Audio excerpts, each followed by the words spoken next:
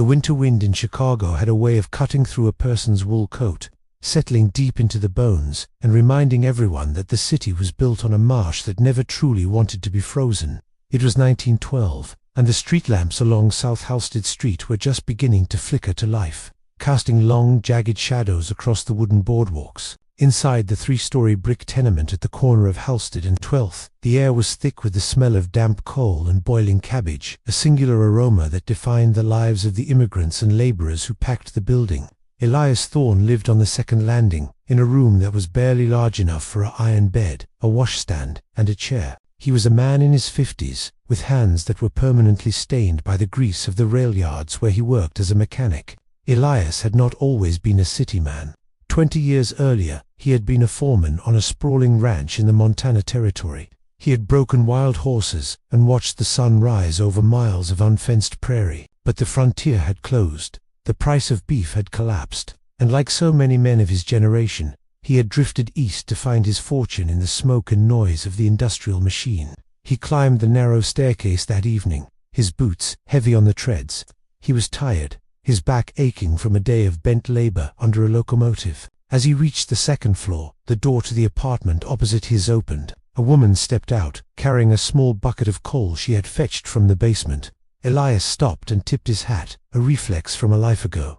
"Good evening," he said. His voice was rough, like gravel crunching under a wagon wheel. The woman paused. She was slight, with hair pulled back tight in a bun that was beginning to come loose with the fatigue of the day. She wore a simple dark dress that had been mended at the cuffs. Her name was Sarah Miller, or at least, that was the name she had given the landlady when she moved in 3 months prior. She did not smile often, and when she looked at Elias, her eyes held a stillness that seemed out of place in the rushing city. "Good evening, Mr. Thorne," she replied softly. She did not look him in the eye for long, glancing instead at the patterned rug in the hallway. He stepped aside to let her pass.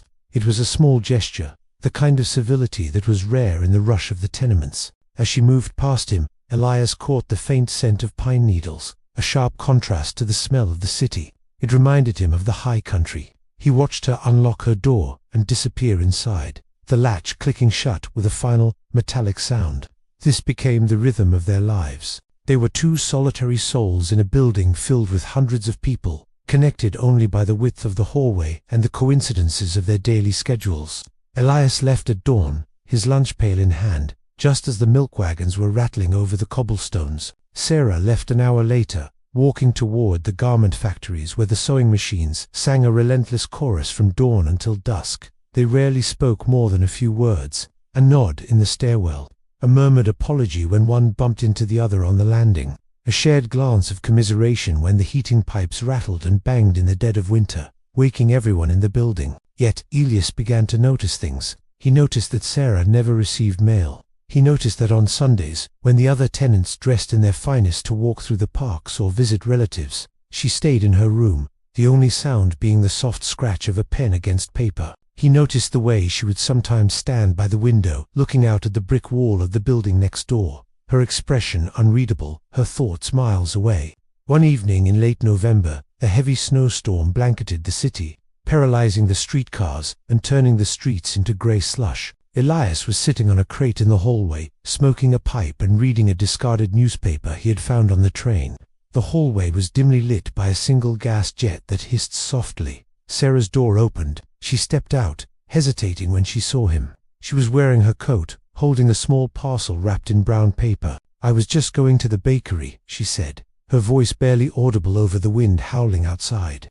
"Before it gets too dark." Elias stood up, knocking the ash from his pipe into a tin can. "The wind is biting hard tonight," he said, "and the ice on the steps is treacherous." "I have no choice," she said, clutching her parcel tighter. "I have no bread." Without a word, Elias reached for his heavy wool coat that hung on the hook by his door. "I will walk with you," he said. It wasn't a question. It was a statement of fact, delivered with the calm authority of the ranch foreman he used to be. She looked at him for a long moment, searching his face. In the flickering light, he saw a flash of fear in her eyes, quickly masked by a polite resignation.